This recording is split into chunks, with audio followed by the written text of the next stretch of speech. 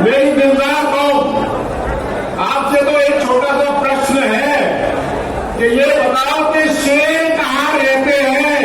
जंगल में? शेर कहाँ रहते हैं? शेर कहाँ रहते हैं? तो भाई हम भी तो जंगल में ही रह रहे हैं।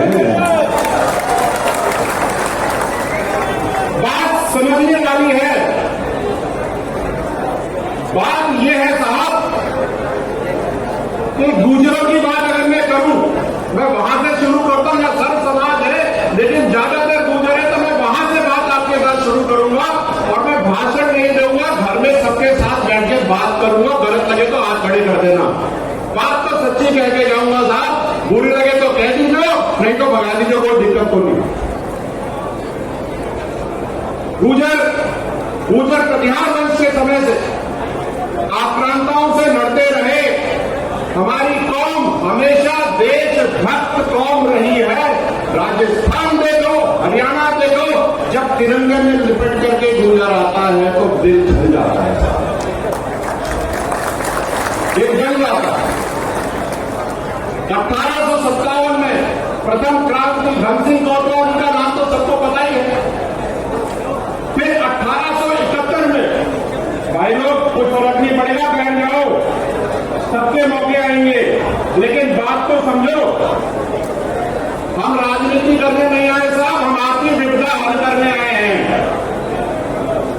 1871 में सीपीए क्रिमिनल ट्रायल एक्ट लगा। जितने भी गुजर समाज के लोग थे उनको क्रिमिनल घोषित कर दिया गया। वो सारे के सारे जंगलों में, नदियों के किनारे, जंगलात में जाके रहने लगे। फिर 1952 में ये क्रिमिनल ट्रायल एक्ट हटा दिया गया। ये मीडिया वालों समझो इस बात को।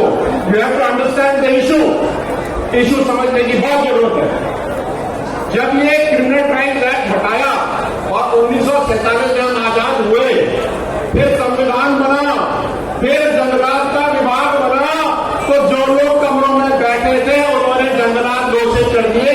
जहां उनके घर थे उनको तो आबादी, और जो गुजर गांव जंगलों में जाके रह रहे थे उनको जंगलात घोषित कर दिया।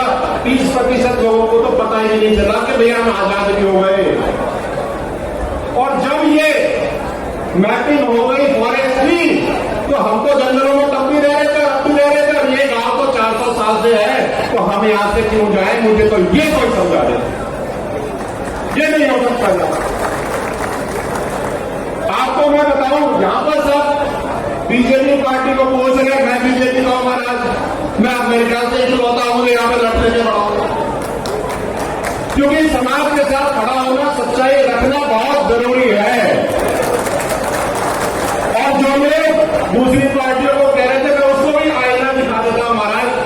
रणथंभौर में एक गांव है कैलाशपुरी, वो फॉरेस्ट के चलते 2 बार विस्थापित हो गया है साहब। अब आप बताओ किसको कोस रहे हो, किसको नहीं कोस रहे हो? दिक्कत समझो, दिक्कत पार्टियां नहीं है, दिक्कत रूलिंग है। और जिस तरह से राजस्थान में, हरियाणा में, पंजाब में, जम्मू कश्मीर में जंगलात की जमीन को आका गया है, वो ठीक नहीं है साहब। आप जहां पर पिछले 400 साल से रह रहे हो, वो एकदम से जंगल की जमीन हो गई, तो भैया अपना भूखा शेर कहा जाएगा, वो कहां रहेगा? इसलिए मैं आज यहां से आप सबके सामने, जितनी भी राजनीतिक पार्टियां बैठी है, जितने भी दिग्गज नेता यहां बैठे हैं, अरे कसम खा लो, पानी उठा लो यार।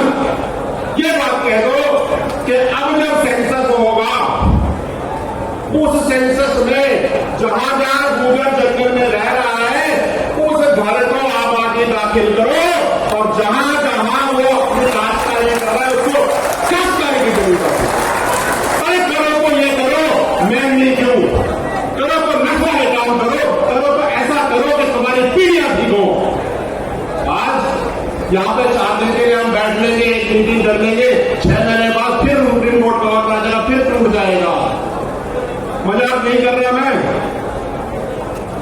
अगर यहां की सरकारें ठोस है, कमजोर है, तो सेंसस में गुजरों की और जो भी लोग पिछले 200-300 सालों से जंगलात में रह रहे हैं उनके घरों को आबादी और उसकी जो खेत है उसको काश्तकारी जमीन घोषित करो, तब होगा असली न्याय।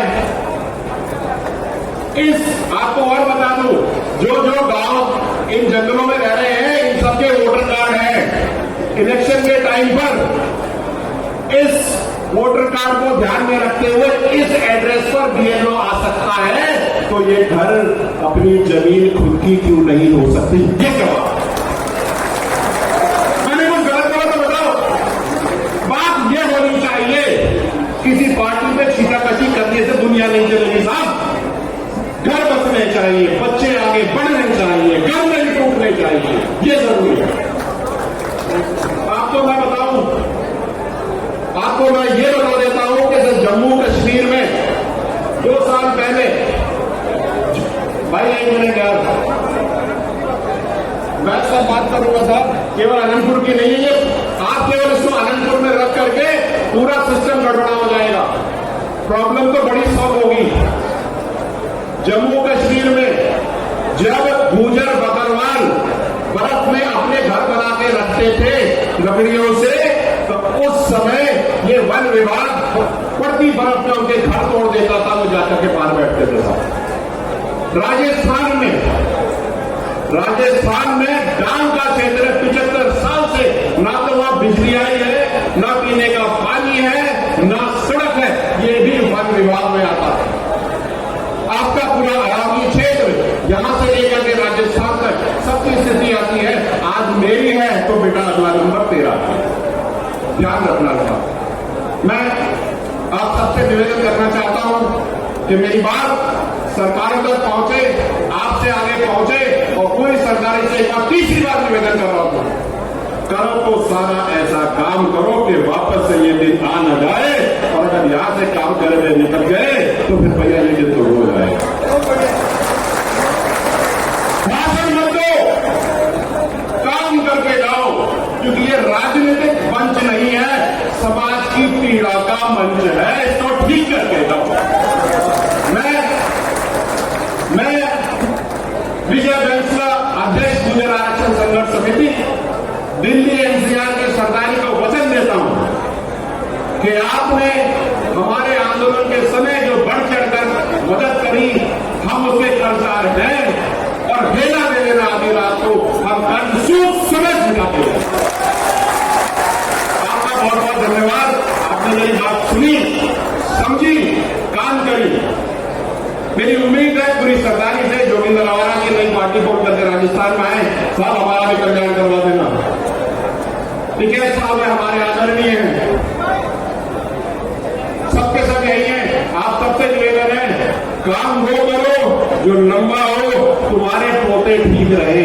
और रही बात आनंदपुर की, तो मुझे बहुत पीड़ा है, जब मैं अभी 1 घंटा लेट आया, गांव गया था, देख करके आया, जब वो 2 बच्चों को धूप में रखा होगा तो क्या पीड़ा गई होगी, और महिलाओं के जब बाल पकड़ के खेचे होंगे तो डूब जाते हैं सबके सब। शर्म आनी चाहिए, शर्म आनी चाहिए। वो आपकी बेटी भी हो सकती थी, इस बात का ध्यान रखिएगा, हो सकती थी, और अगर ये काम नहीं हुए तो होगी, ये भी ध्यान रखिएगा। बहुत बहुत धन्यवाद। राम राम साहब, बोले नरेंद्र मोदी।